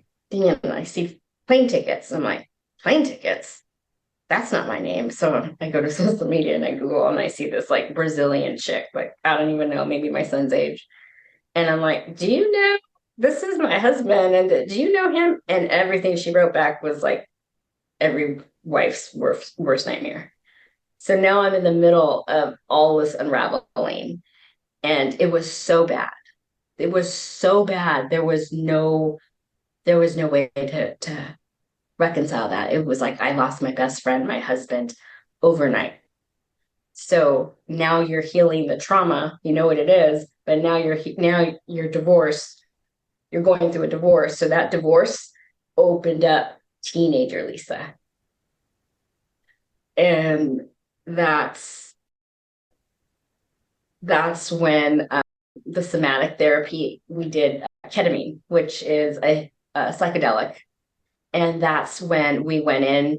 It's called, a lot of therapists use the word, it's sticky, the sticky stuff. The sticky stuff is like the stuff that was said, the trauma that sticks. It's really hard to get to because in order to heal from trauma, you have to feel it.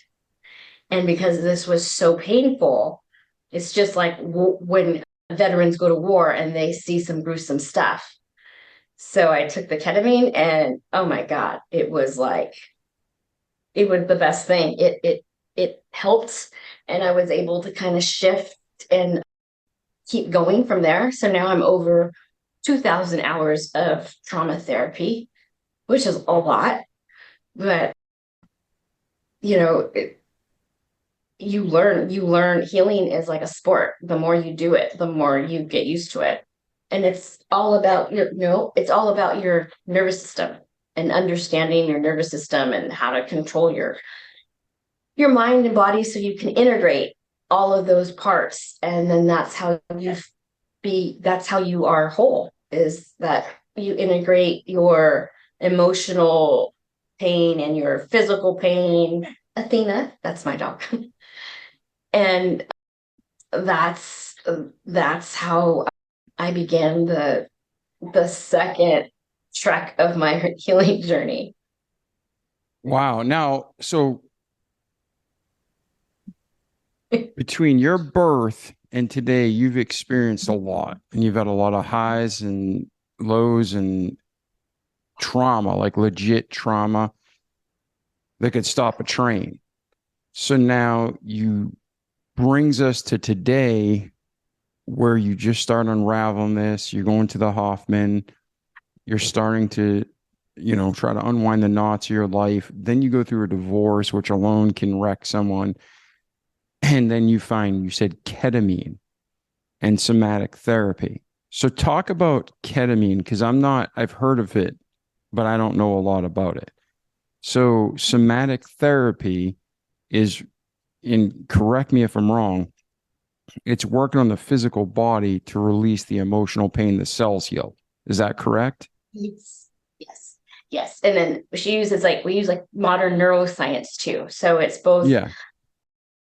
You're also reprogramming your brain as well. So you're integrating all aspects of yourself. Yeah. So Mm-hmm. Oh, no, I'm sorry. I didn't mean to catch you. There's a delay. I apologize. But I was going to say, people, if you've ever got a massage and you're getting a massage by a good massage therapist, and then all of a sudden you just have this emotional trigger, like, where'd that come from? That's a kind of a small example of how the body holds. Like if you have a knot in your shoulder, Yeah. you get a knot for a year, and then a massage therapist works it out, and you start crying or you start having emotion.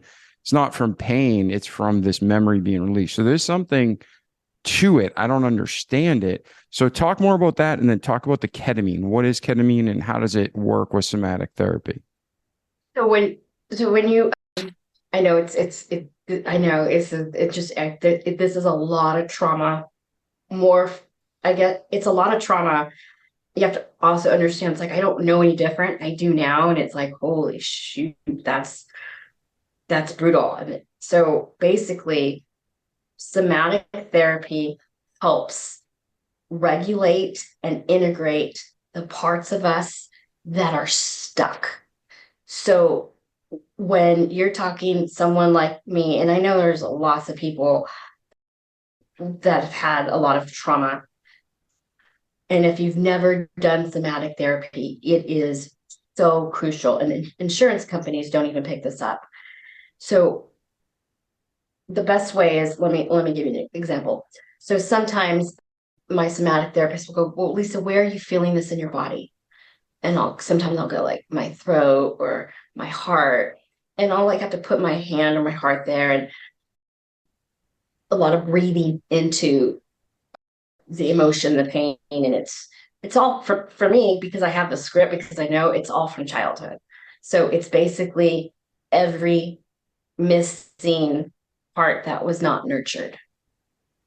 That's what hurts.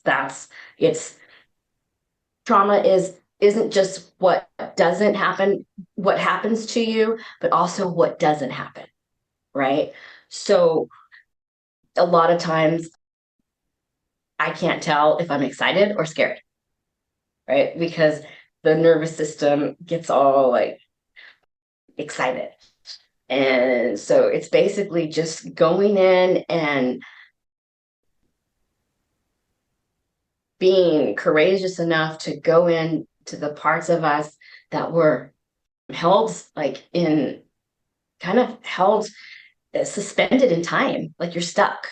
It's like if you don't if you don't release these emotions, you will be stuck there forever.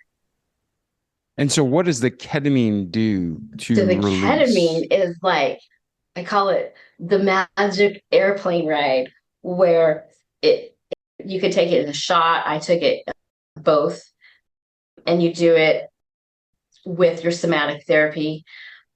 And it's great because it shuts down the part of the brain that's always just like the subconscious.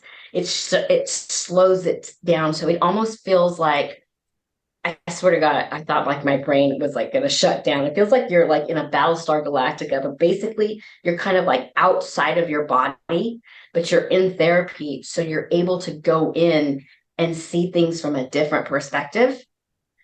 And then you use that new perspective and you integrate that part. And the only way to see that perspective is to go back.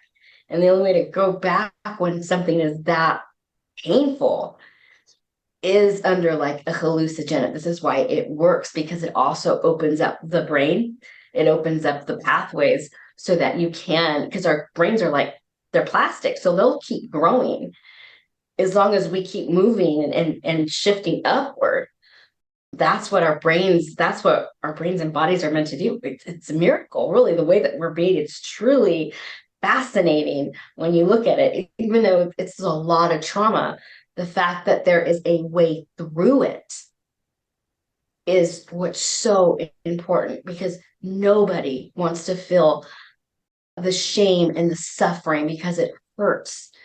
And when we don't understand this basic, like, we come with emotions, we come with tears, we come with anger, we come with anxiety. But when you're shamed for it, because a lot of generations, we only know what we know. And so that's why this is so important, is that trauma is a part of life. We won't escape. Like, giving birth is traumatic, dying is traumatic, living can be traumatic. So there are tools and things that are now available, and it's just going to get better and better, because you can't really live your life full when you're constantly trying to heal something that you don't know you need healing. Yeah.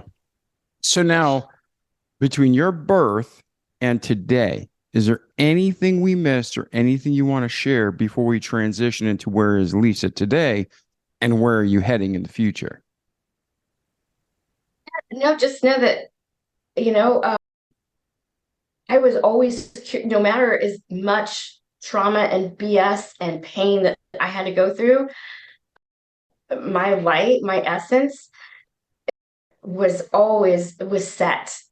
Like my foundation was set. And I can't look back at any point in my life because, and there's so much more I could share, but let's just say, that's why I have a book. But what's good is that at the end of the day, I cannot look back and not see that there was bad, but then there was light. Like there was dark, but then there was light. And I didn't always know, why is this happening? Like I didn't always get the answer. Now I can look back and go, now I know why I went through that. Ah, now I get it. Ah, now I get it. So there's like it's almost like a full circle where I'm at today. You know that saying where you actually get to be the author of your own life? That's literally what is happening today because I am embracing my past and my future, and no shame. Like we survive so that we can share, so that other people can survive too. Amen. Amen. So, Lisa, if someone wants to get a hold of you, what's the best way for them to reach you? And then also, where are you today? And specifically, where are you heading and how can we help you get there? So, thank you for asking.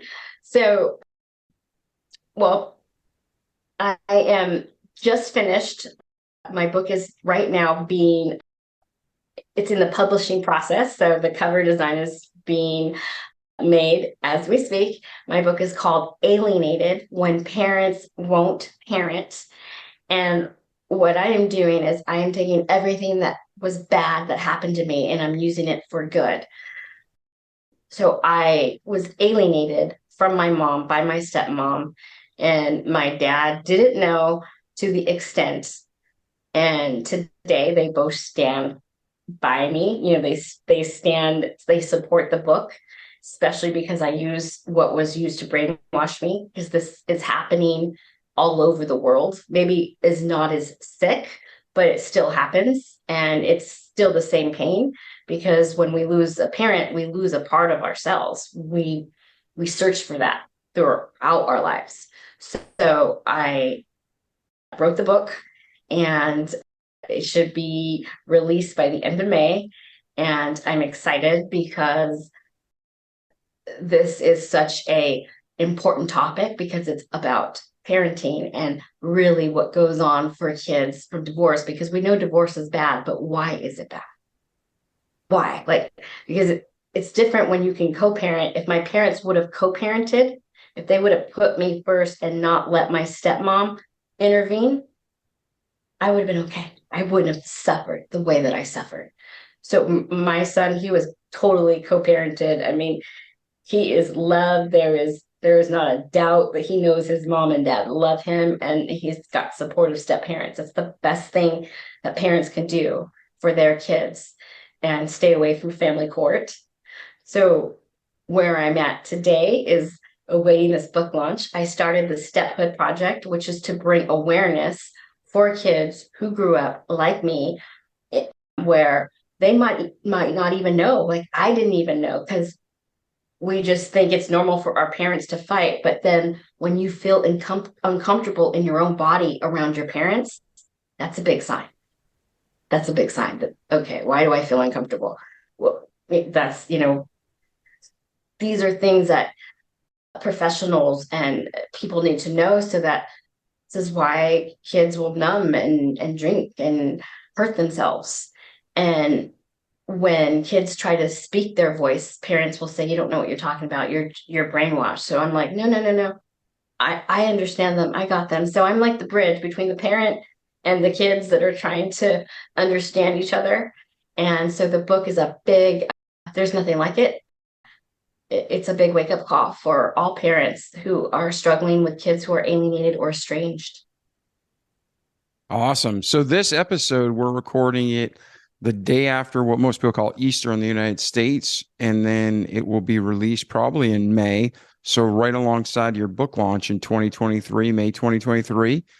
And Yeah. you can probably, I'm sure, is this going to be available on Amazon, I'm guessing. So we'll put a link in the show notes Yeah. once the book's released. And then you can check out, do you have a website, Lisa? Yeah. So stephoodproject.org is my website. You can find me on Instagram, Lisa.Goodpaster. You can also find me on Facebook, Lisa Goodpaster, and TikTok, Lisa Goodpaster. Awesome. So, yeah. Well, thank you so much. And now I got to ask, this is a question I'm sure our listeners are going to have too. Your stepmom, obviously, she's tied to your father and you don't want to hurt your father. But I mean, some of the things she did was actually criminal. And is she still with your father? Are they still together? Did they get divorced? Married. They're still married. And yeah, that's hard. I love my dad and I can't sugarcoat it. It's wrong. There's no way somebody did that to my son. I'm sure his dad and I would have buried that person somewhere. Yeah, there's no good. Sometimes it just sucks because this is why it's so sad, because then you have it. When you hurt a child, you don't just hurt that child. You hurt everyone that loves that child, and like my siblings that I don't, they have, I have nieces and nephews I haven't met. That's part of my dad. And so this is how sick it is.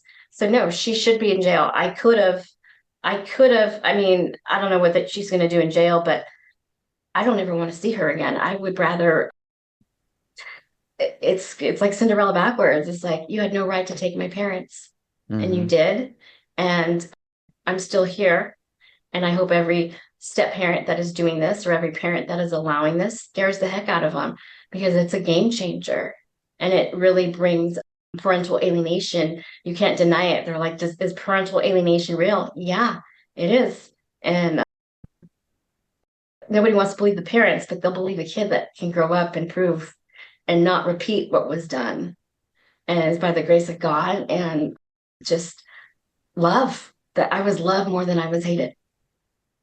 Amen. Yeah. And I can't help but thinking, there's tons of psycho parents too, not just step parents that do the same thing. They lie, they manipulate, they warp. Yeah. And that's why, like, okay, well, it's like, I'm glad it was my stepmom and my dad, they call it the ostrich. They put their head in the sand or however it is. But if it would have been a parent, I can't imagine that, because that's like, yeah, the person who's by nature is supposed to protect you. But yeah, it happens all the time. Husbands and wives get divorced, so the other one absolutely lies, manipulates. They do it passive aggressively. They set up the other parent to, they're traumatized. And the kids suffer. Forever. You don't even. I think that's why my book is so important, because it really shows the consequences of the parents' behavior. And it's at the end of the day, you can be your kid's best friend and you can think that you're doing the right thing by talking bad about the other parent, but it comes back. And I mean, I'm just like, I'm shocked that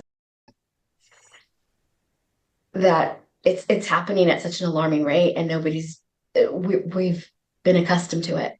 No, 100%. Like, you got people who are doing wrong and they even go to counseling or they're confronted with this stuff. And they're like, oh, so gentle they're treated. And yet they're the sinner sinning against people. The people they sin against now have two bad choices. No matter what they do, like if you have a parent, like let's just go to adultery. Someone commits adultery. Yep. So now you stay in the marriage and you have tons of baggage to work through. Or you get divorced and you have tons of baggage to work through. So you didn't cause that sin, but you're dealing with the sin of the narcissist, gaslighter, the adulterer, the infidel, whatever book you read, whatever you want to call it, right? Yeah. But in every situation in life, it's like that. But our society right now, even within a lot of churches, they're trained to like let every form of sin go. And then if you're angry or upset about it, you're the one with the problem. Well, that's not what my Bible says. And when they meet God, they're going to get the truth. But when it comes to what you're talking about, whether it's a step parent, a parent, they screw and warp with children's minds, and they're going to have to face God for this. But right now on this earth, thank you for sharing your story of how badly it impacted you. So now hopefully some of our listeners who have the same struggles can follow up with you, get your book. They can maybe even get some of that somatic therapy, and they can be free and live a happy, joyful life. And you know, it's waves, you know. It's like, oh, it's okay to be sad. It's okay to go through it. And a lot of it, you'd be surprised, the older we get, it gets harder because we build up resistance. So, you know, I just want your listeners to know, the first thing is awareness. Like, where in my life do I want to be a better parent? Do I want to be a better spouse? Do I want to be a better neighbor? It's all possible. All right. Well, thank you for being here today, Lisa. Ladies and gentlemen. Oh, yeah. It's been an honor and a pleasure. Ladies and gentlemen, check out our show notes. Get a hold of Lisa. Check out her book. If you have any questions, you can write us and we'll connect you to her, or you can reach out to Lisa directly through her website or social media accounts. But like our slogan says, don't just listen to great content, but do it. Repeat what you need to each day so you can have a great life in this world and most off eternity to come. So, Lisa, thank you again for being on our show and sharing your story. Thank you. Yeah, it's been great. Ladies and gentlemen, share this, like this, tell your friends about it. You know what to do. The goal isn't to get the podcast famous. The goal is to reach many people, to glorify God and to help you grow. So again, I'm David Pasqualone. This is Remarkable People Podcast. Catch you in another episode. Ciao. The Remarkable People Podcast. Check it out.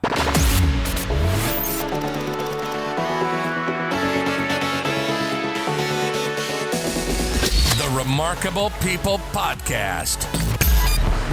Listen, do, repeat. For life.